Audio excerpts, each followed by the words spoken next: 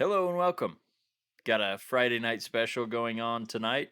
Kyle was not able to join, so I'll be recording this one by myself. I am your host as always, Bill Montoya. Uh, got some fun things to talk about this evening. Obviously, playoff baseball just started earlier today and continued throughout the entire day. A lot of good baseball happened. Um, I think my favorite performance was by Shane Bieber and the Cleveland Guardians. They ended up winning 1-2 against the Rays.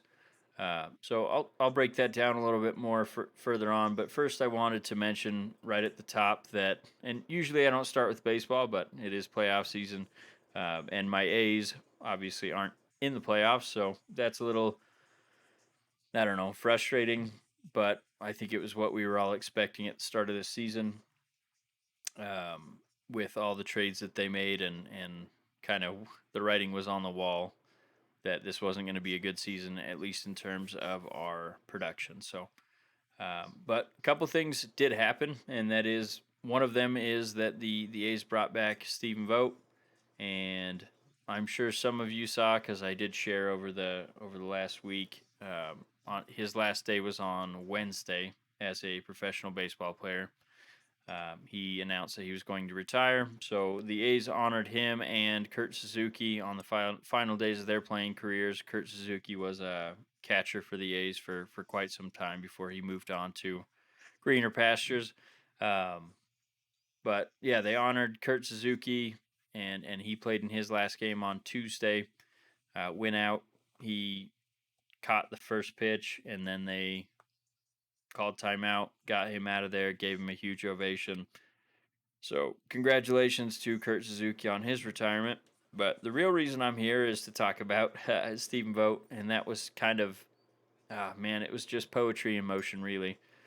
The guy is an absolute stud of a player, but he is also a fantastic human being. So, his first ever hit as a Major League Baseball player came when he was 28 for the Oakland A's, and he hit a home run into the right field bleachers.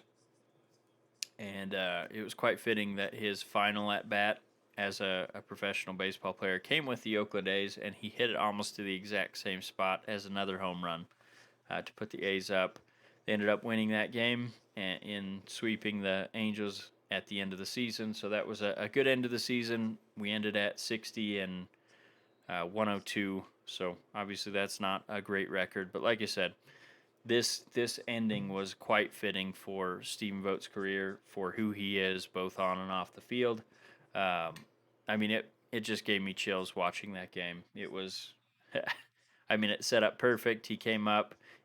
Initially, they were going to sub him out, but there was a quick double play. So while they were discussing it, um, the inning ended, and he got to go out there and hit. So um, it was just fantastic. I mean, I've watched the play probably 20 times, and each time I listen to it, you hear Glenn call it, and then Dallas Braden's reaction, and Dallas was almost giddy. It was perfect. Um, just let the moment breathe. You got to hear the crowd go wild. You got to see Stephen Vogt running around the bases like he was a kid again. And his kids were in the stands. They actually got to go up to the press booth, and they got to do the PA announcement for him in his first at bat for that game. So that was very sweet. Loved seeing that. And it was really just a great send off. I wish there would have been more fans in the stands to send Stephen Vogt off to show him how much he meant to us A's fans. And I think the reason for that being, as an A's fan, we don't get guys that start with us and then end up playing their entire careers with us, or even come back and retire with us as players. So this one is super meaningful because, as I mentioned before, Stephen Vogt made his rookie debut as a 28-year-old. He was drafted by the Tampa Bay Rays. I think they gave him one shot for a couple games when he was 27, but he really didn't get any meaningful playing time until he came over to the A's, and as a 28-year-old. So in professional baseball, if you're making your debut at 27, 28, that probably means I mean, you're probably not going to make it in the pros. So the fact that he even kept grinding and kept turning in those performances, and when he finally got his major chance with the A's, he just took it. And I mean, not only did he become a 28-year-old that got to play some meaningful baseball, he actually became an all-star with us. I mean, he did not it. I don't know any other way to say it, but he had to grind his way just to make it on a major league baseball field. And then once he was there, he just wanted to make sure that he didn't ever have to go back to the minors. So, congratulations to Stephen Vogt on a wonderful career. Absolutely gonna miss you on the sidelines on the playing field. But I hope you are back in a dugout soon as a coach, and hopefully with the Oakland A's. I know Stephen Vogt's from the California Bay Area, I believe, growing up and everything. So it is kind of home to him, although he does live in the Seattle area now. Um, it would just be fitting if he made his managerial debut with the green and gold. So hopefully we'll see him soon in the dugout nearby. Um, Speaking of baseball, I mean, like I said, I mentioned at the top, we got playoff baseball starting now, and right at the end of the regular season, Aaron Judge has hit his 62nd home run. Many people are claiming that he is now the home run champion because he did it clean, while a lot of the records are under suspicion of steroids or confirmed steroids, such as Mark McGwire, Sammy Sosa, Barry Bonds. So a lot of people are saying he's the true home run king, and I just don't subscribe to that. I mean, to me it's washing away memories that we saw. I mean, I grew up watching baseball, and I remember I think everyone remembers the home run chase back when Mark McGwire and Sammy Sosa were going back and forth. I mean, really, that's what revived baseball after the strike. And I think most people remember that growing up. I mean, they would cut into your nightly news programs. They would cut into all kinds of things to show Mark McGwire's at bats and Sammy Sosa's at bats. So the fact that we're just pretending that didn't happen because they were taking steroids is kind of, I don't know. It's curious to me because at the end of the day, they had to hit those baseballs. Um, and hitting a baseball is quite honestly probably the most difficult thing you can do in a sport. I'm sure there's some things that compare, but the way that pitchers throw now, I mean, it's absolutely insane. Just even imagining going up there and facing 100 miles an hour. So um, it's just interesting to me. I'm gonna put this up as the question for the week, and put a poll up there. Is Aaron Judge your home run king now that he's topped 62 clean? Um, and the reason why I say, I mean, if you compare him to Barry Bonds got walked, I think 177 times in his home run record season, where Aaron Judge has only been walked like 120, somewhere around there. So he had an extra 60 opportunities or so compared to Barry Bonds because of the walks. Um, and Aaron Judge is playing in a let's just not beat around the bush. I mean, it's a very home run friendly park. So he plays 81 games in a home run friendly park. Barry Bonds was playing in uh, San Francisco, and that park is not it's not home run friendly. In fact, the right field is called Triples Alley because it's so deep. So I just think discounting what Barry Bonds did because there's the suspicion of steroids, and quite honestly, I think he probably did them. But the pitchers that he was facing back then, they were on steroids too. I mean, it was the steroid era for a reason. They had so many people that were under the suspicion from Balco and the Mitchell report and all that. So I don't know. To me, you can't wipe away those records because it was the era and everyone was using them. And I mean, like I said, we all watched it happen. So pretending it didn't happen just because there's suspicion of steroids. It doesn't make sense to me. So I'll move on from that. Like I mentioned before, the playoffs started today. Um, Quite a few upsets if you're just going by the seedings. I think the only favorite in the seeding that won today was the Cleveland Guardians. They beat the Tampa Bay Rays. It was 2-1. I'd mentioned that before. Shane Bieber threw an absolute gem, and then now it's escaping me the name of the guy that hit the home run. But anyway, hit a timely home run for the Guardians. They ended up winning 2-1 after going down 1-0. So it was just a fantastic game, really quick because it was low scoring, and I think I was kind of surprised by the result there, just because I picked the Rays to advance, I picked the Mariners to advance, and then on the National League side in the wild card round, I picked the Cardinals and the Mets to advance, and all of those teams lost except the Mariners. They won, and then, like I said, the Guardians won their game. So I'm interested to see who you guys have making the MLB playoffs. I know some of you don't care about baseball. That's fine. But for those of you that do, I'm going to ask that you guys tell us who you have for the playoffs, not only in the wild card rounds, but who you guys have going to the World Series.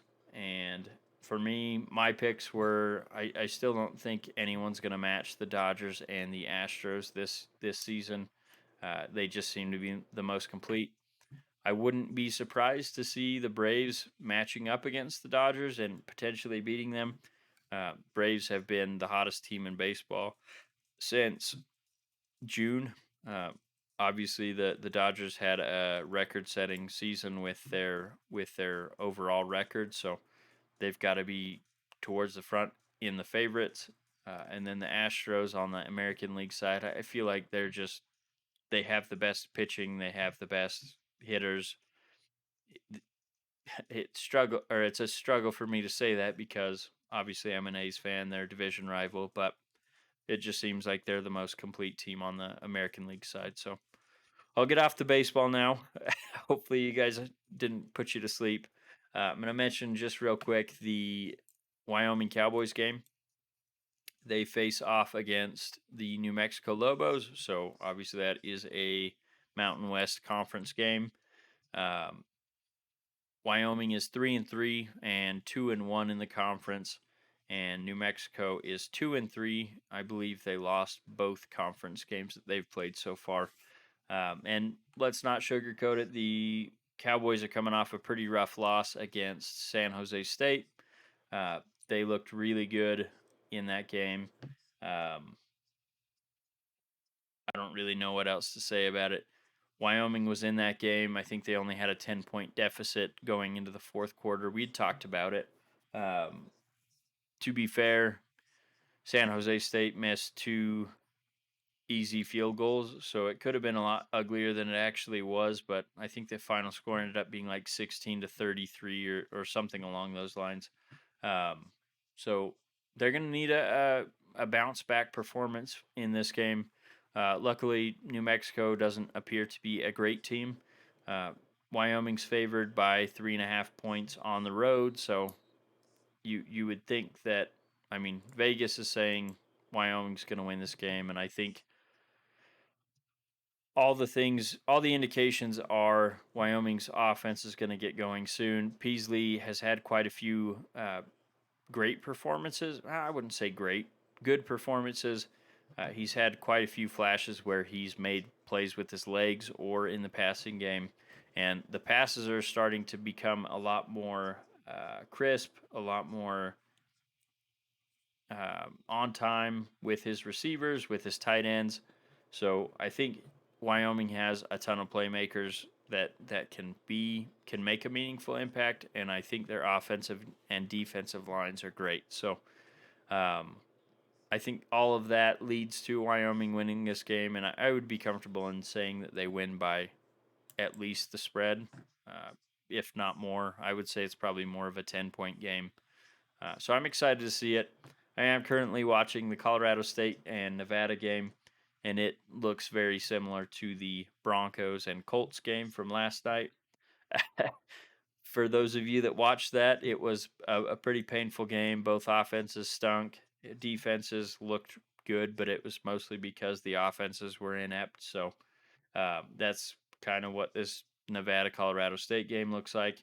Colorado State going into this game was ranked as the worst team in the country. Nevada is not. Uh, but this is kind of a, I don't know. I don't know if you'd say revenge game for Nevada because their coach left for Colorado State. So uh, getting revenge on him for abandoning the program, although he took a ton of the players with him. So I don't know how many are left there that actually were coached by him. But anyway, like I said, hoping for a big win by Wyoming, put them back in the conversations for the conference champion, and obviously we're hoping for a bowl game as well. So I think this next little stretch favors them pretty well. I don't think they play another. I guess I shouldn't say difficult game, but I think they'll be favorites in the remaining games up until the Boise State game. So, uh, interesting little stretch. I think they should pile some wins up here and become bowl eligible. And like I said, hopefully they continue to build on what they're doing and and get ready for that Boise State game when that hits. I think it's towards the end of November, if I remember right. So, I think that's all I had with Wyoming. I did want to mention right off the top here before I get into the rest of the NFL stuff.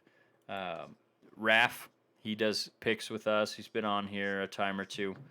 He had one hell of a week in the pick'ems, and I guess I should mention that as well. I don't have the records pulled up here in front of me, but Raf went 12-4 last week, so we're all right around 500 with our picks. It's been a pretty strange season. I think you guys have probably noticed the parity in the NFL right now. I think a lot of the teams are at 2-2 that most people thought were going to run away with the division, and then you have teams like the Colts that, I mean, they're 2-2, but they're a very weak 2-2. You got the Broncos, or I guess they're probably no, they're 2-1, I think now.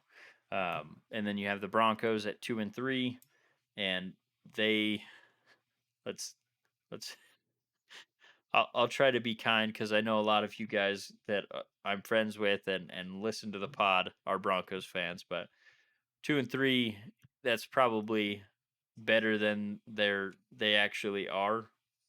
Their record is probably favorable to how they're playing right now. So I'll break that down a little bit more later on in this episode, but yeah, I mean, there's a lot of teams that are better than we thought they were going to be. There's a lot of teams that are a lot worse than we thought they were going to be. So it's made picking games difficult. But Raf really knocked it out of the park this last week with the 12-4 record.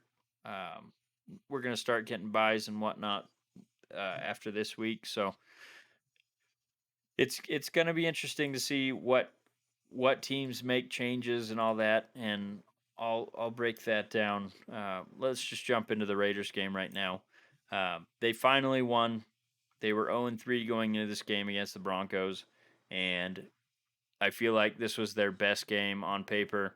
Um, they played really well in a couple games so far, but it's been like they've played good in 2 quarters and then played awful in the other two, or I don't know, in the Chargers game, I mean, they were in it the whole time, but they had the 3 car interceptions that kind of should have taken them out, but they were still in it right until the end. So I don't know. This was definitely their best game from start to finish. Even when the Broncos started to make a comeback, they ended up burying them with that touchdown late. Um, so it was great to see. Offense is finally starting to come to life, which is great to see against the Broncos because the Broncos have one of the better rated defenses in the entire league. Obviously, the Broncos' offense has been a joke, and like I said, I'll talk a little bit more about that when we talk about the Colts game. But so giving up 23 to the Broncos is not great, but it is one of those rivalry games where you're probably going to get the other team's best shot. Um, Javonte Williams went out in this game with the torn ACL, so he's out the rest of the season. Melvin Gordon had an untimely fumble that got returned for a touchdown, and Amik Robertson, he had one play where Jerry Jeudy pushed off. Let's just call it what it was, and so Amik tripped, and Jerry Jeudy got the completion, got up, and did the motion that Amik's too short to cover him. From that moment on, it was like Amik was just activated, and he was in the backfield making plays, uh, causing incompletions. Obviously, like I just mentioned, he had that return uh, fumble for a touchdown, and he was in the backfield he was hitting, going through blocks and getting wide receiver screens in the backfield. I mean, he was all over the field, so that was fantastic to see. I love Amik Robertson.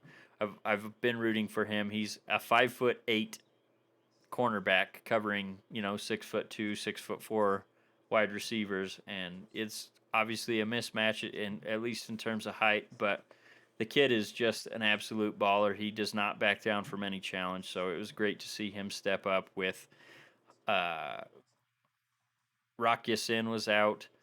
They had a couple other. I can't remember who else was injured in the cornerback room, but there was a couple missing from that game. So um, it was, like I said, great game. Josh McDaniels finally decided to start running the football. Josh Jacobs went off for 144 yards. Uh, Another good game from Devontae Adams. Waller, I don't know what's going on with him, man. Like, he had a decent game, but he also had a couple drops. And, I mean, it's just been plaguing him this season. He's had 2 touchdowns that he if he just catches it, I mean, he had nothing but open field in front of him. Him and Derek Carr don't seem to be on the same page, and I don't know if that's just I don't know. I mean, he missed the preseason with his injury to his hamstring, so I'm sure that's got something to do with it. But I feel like with him and Derek Carr, they've been teammates for the last 3 years. He's been one of his favorite targets all 3 of those years. So I feel like they shouldn't have to have training camp to be on the same page, but it seems like they're just off. So I don't know what's going on with that. That could definitely be a something to keep an eye on if they're not able to sync up. I mean, the Raiders just gave him a fat contract extension, so that's something they're going to have to get squared away soon. We should be getting Renfro back for this upcoming game against the Chiefs. It is Chiefs week. Really nervous about this game. I think they should be in it. I don't want to say they're going to win. I don't want to say they're going to lose either. I mean, going into when we were looking at the schedule, I thought they would be 3-1 at this point, 4-1, or sorry, 3-1, 4-0, and obviously they lost 3 games that they should have won, or at least 2 that they should have won.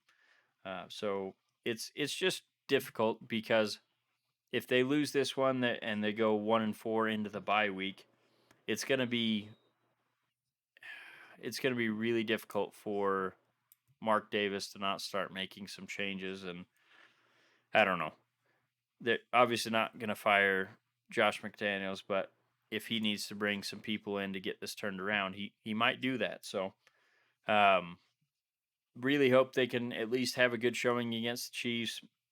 You know, there's no such thing as a moral victory, but if you get blown out like you have the last couple years against the Chiefs, that's not going to be a good thing either. So, um, I really do think they can win this game if Josh Jacobs can run the ball like he did against the Broncos. The Chiefs have a good young defense, but it's not as good as the Broncos defense. Obviously, they have Patrick Mahomes, and he can put up points like crazy. They have Travis Kelce that has killed the Raiders since he's been with the Chiefs. I think his worst performance was last year when they matched up.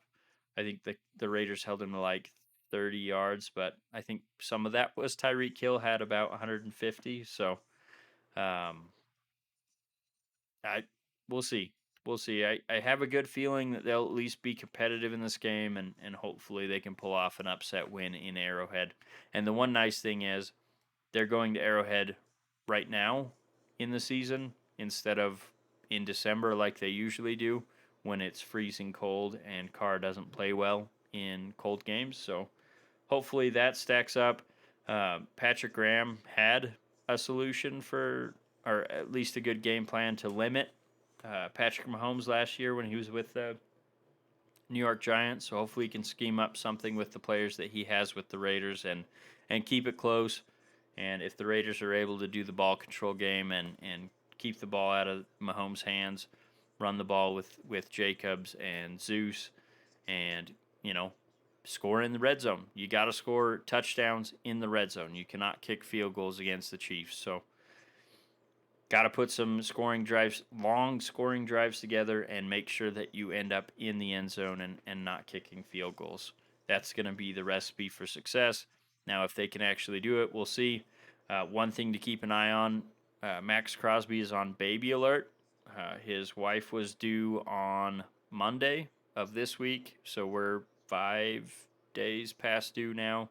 If she goes into labor, he may miss this game. So obviously, we're hoping that the baby comes after the game when they start their bye week, so he has all the time to be at home and you know be home with his new baby and his wife. Uh, Spend the bye week away from the team, and then come back ready to play some football. So get that dad power going. Um, that's all I have for the Raiders. I did want to ask Kyle a question about how he's feeling about Kenny Pickett time in Pittsburgh. I already know his feelings a little bit because we've talked off air about it. He was not concerned about the 3 interceptions that Kenny Pickett threw. Uh, Apparently, I didn't watch the game, but apparently 1 or 2 of them were tipped or on the receiver. Um, and he provided a spark. I mean, Trubisky was not playing well. Kenny Pickett came in and scored 2 rushing touchdowns, put the Steelers in the lead, and inexplicably they somehow ended up losing to the Jets with the lead. Um, Zach Wilson, this was one of those that last week when we were picking, I was assuming Joe Flacco was going to play in it. When I found out that Zach Wilson was going to play, I almost switched my pick, and then I was like, I'll just ride with it. Steelers should be able to win this game. Well, Zach Wilson was able to lead them to a winning drive, and they ended up winning 24-20 over the Steelers. So I'm interested, and we'll talk about it on the next one. Kyle just wasn't able to come onto this one just because he's got the new baby. Uh, I'm sure he's figuring out that time seems to just slip away when you have kids. But we'll get his deeper opinion on what he thinks the Steelers will do for the rest of the season. If he's excited for Kenny to take over as the full-time quarterback, even though they have the toughest stretch of the schedule coming up, face the Bills. That's a pretty tough first start in the NFL. The number one defense from last year, Josh Allen on the other side. So I know the Bills are going to be missing quite a few players. They have quite a few injuries that are impacting them right now, but I still think it's going to be tough sledding for Kenny Pickett in that first game against the Bills. So, um, yeah, let's talk about the Thursday night football game, and that was last night against the Indianapolis Colts and Denver Broncos. And like I alluded to earlier, a ton of my friends and family and a lot of the followers of this program, they are huge Denver Broncos fans. And some of that is just being in Wyoming. Denver's the closest NFL team. That's the team that they show on CBS every week. Um, so that's, I mean, their dads have been growing up watching the Broncos their whole life. They've grown up watching the Broncos their whole life. And I think this whole pairing of Nathaniel Hackett and Russell Wilson, a lot of them thought it was going to be, rainbows and unicorns right off the bat, and it's been anything but that. I mean, Nathaniel Hackett has been awful in situational play calling, um, clock management, all that stuff. That's why he brought in a special assistant to help him manage those situations. Uh, but nothing's gonna. I mean, obviously he can call the plays, but someone's got to go out there and execute them. And quite honestly, Russell Wilson has not looked like himself. I was worried about this for them coming into the season because he has not looked great the last couple seasons for the Seahawks. Everyone was blaming, well, the Seahawks are down. They don't have the defense that they used to have that helped keep them in those games. And then Russell Wilson would always, lead those fourth quarter comebacks and they'd end up winning. Um, that has been quite evident that it's not going to be a situation that he's going to come in and just take over games. Nathaniel Hackett, like I said, he's been bad, but I think a lot of this falls on Russell Wilson's shoulders. He's missed, just straight up missed wide open wide receivers, and you'll see that if you look at the game last night, that 4th and 1 or 4th and 2 that they went for that ended the game in overtime. KJ Hamler was wide open. No one was even covering him on the right side of the field. And he was locked in on Cortland Sutton, threw that pass into double coverage, got batted down. Stephon Gilmore, I don't know why you're going after him. That's their best cornerback. But just, it's curious. And, I mean, literally, that was probably the worst football game I've watched. And, some people say, well, you just don't like defensive football. And it's not that I don't like defensive football. I mean, that wasn't defensive football. That was offenses just being absolutely unable to do anything on the football field. I mean, Matt Ryan looked awful. Obviously, they were missing Jonathan Taylor. Naheem Himes comes in and gets injured. So they have Philip Lindsay, which he should have been completely motivated to get back at the Broncos for cutting him. And he wasn't able to execute.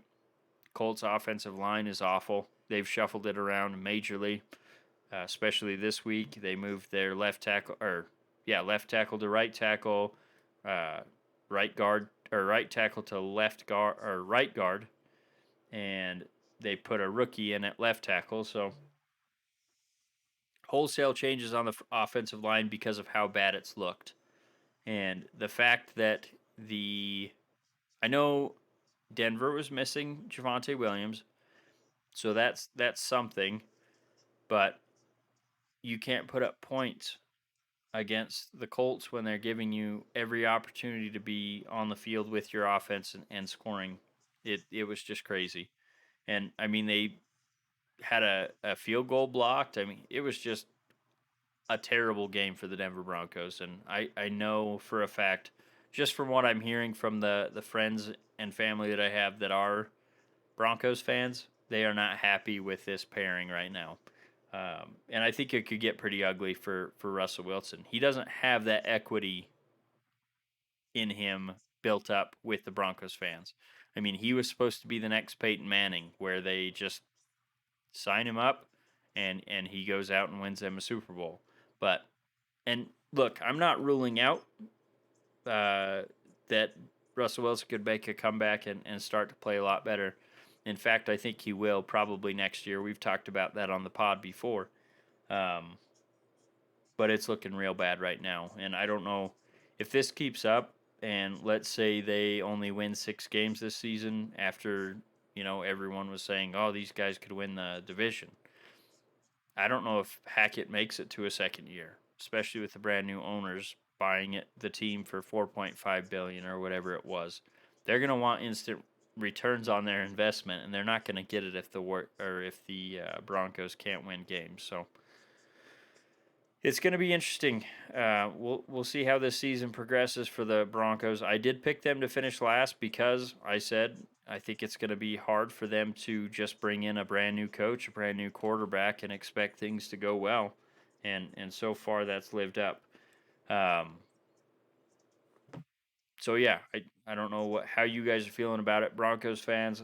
let me know what you're thinking about your team. I know a lot of you have already expressed your frustrations on social media, but I'd like to hear from you directly because obviously I'm enjoying seeing the Broncos lose, being a Raiders fan, but I'm just interested in what you guys are thinking about Russell Wilson, Nathaniel Hackett, and where you guys think this season's going to end up. Because my Raiders are 1-3, and I feel like they're a much better team than the Broncos are at this point in the season.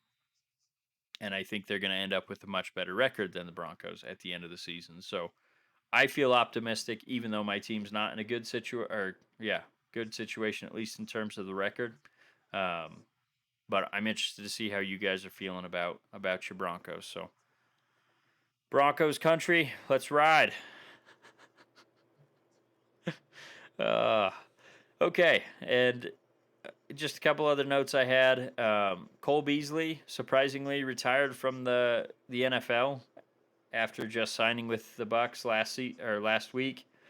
Um, this is curious to me, but I feel like Brady going through what he is going through right now with him and Giselle both hiring divorce attorneys.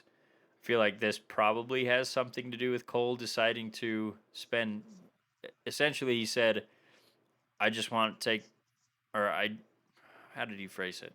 Something along the lines of he wants to be there as a parent and a husband, and he just feels like this is the right time. So I feel like the Tom Brady situation with Giselle, where I mean, it looks like Brady put his wife and his family's needs second and put football above those and decided that he would rather play football and that's why he unretired. And I don't know. I mean, it just seems like that led to the downfall of the relationship. Obviously, I don't have any input or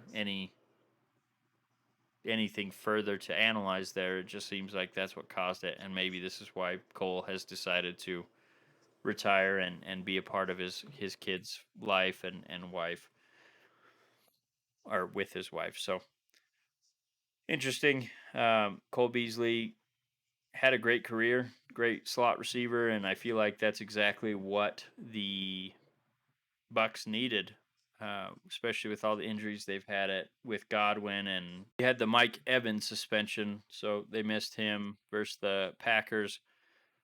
I'm sure that contributed to why they lost. So, um, and then going into NBA, couple fun things and then a one not so good thing. Uh, Everyone right now is just gushing over Victor Wembanyama. Hopefully, I said that at least close to right. He's a French prospect in the NBA, and he looks absolutely insane. I mean, I've seen his height listed anywhere from 7'2" to 7'5", and he has over an 8-foot wingspan. Um, but he's not like most bigs. I mean, he's not just tall and lanky. I mean, he's dropping threes, making pull up threes. I think he went 7 for 11 from 3-point range in his first G League game. Um, but he also has post skills. I mean, he's dribbling the ball up the court. He could play any position for real. I mean, I'm not just saying that. It looks like he's a legitimate threat from any spot on the basketball court. So that's absolutely insane to see someone with that athleticism as a 7'2" to 7'5" guy with an 8-foot wingspan. Usually, guys that tall, like Yao Ming, they're very, I don't want to say uncoordinated because they're obviously coordinated, but they're usually not as fluid with their motions, not able to move the way that this guy can move. And it's weird because although he's, like I said, he's listed 7'2" to 7'5", depending on which source you look at, and he is listed at 210 pounds. So, like, he's thin and super tall. So you would think he would be unable to move like he does, but it's very impressive. And I'm sure every team is going to want to draft this kid. So it's going to be interesting to see how many teams tank, trying to get the best opportunity to draft him. And whichever ball drops for the lottery, that team's going to be very happy to get the number one pick. assuming health and all that. And that's the only thing that scares me when you see a guy that's 7'2", 7'5". If they weigh 200 pounds, I mean, you saw what happened with Chet Holmgren earlier this season.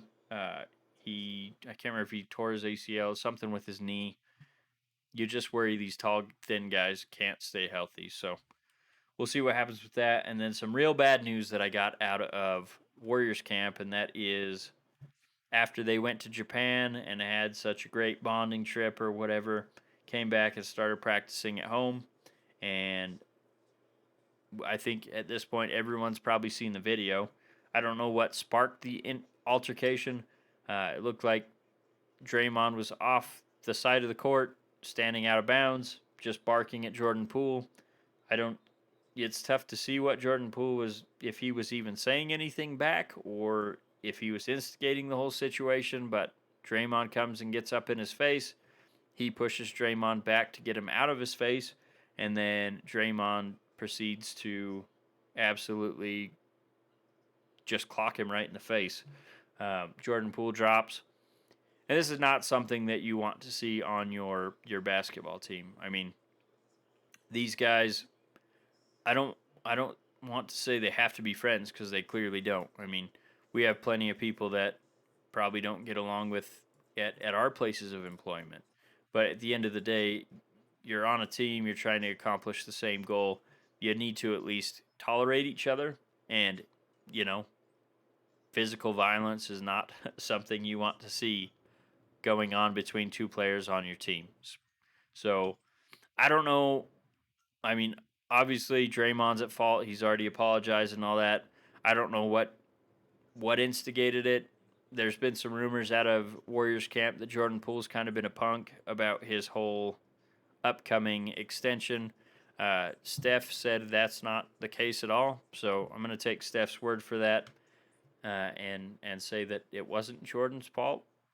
Obviously, he didn't speak necessarily to this situation, but I feel like Draymond he knows the end is near. This is probably going to be their last run, or his last run with the Warriors.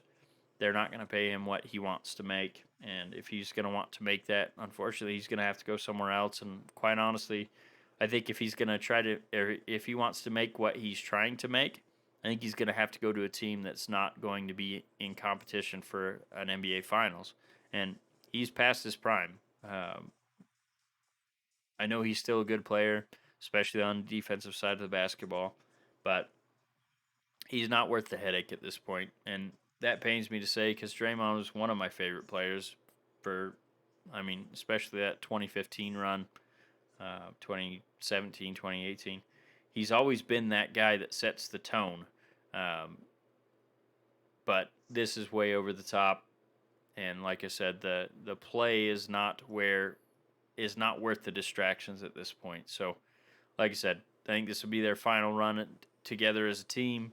You're going to need to see Wiggins and Steph and Andre Iguodala really step up and get this team back together so we can all be going towards our eventual goal of winning another championship. So, with that being said, I'd really like to get some feedback from you guys going forward. So if you guys want, like if you see something in this, or if you're listening and you hear something you want to react to, please go to our Twitter feed. We're at Square State Sandlot on Twitter. I think it's abbreviated. Let me check real quick. Just going to pull it up. Yeah, so on Twitter it's at SQ State Sandlot. On Instagram, I believe we're also at SQ State Sandlot. On Facebook, we're at Square State Sandlot. It's all spelled out. And, I mean, you can get us at any of those locations. You can hit us up directly if you want to just chat with us. Facebook Messenger, that's fine. You can hit the page for the podcast on Instagram. Wherever you want to interact with us, please do. I'm going to put the poll up again for Judge to see if he's your home run king. Interested to see that.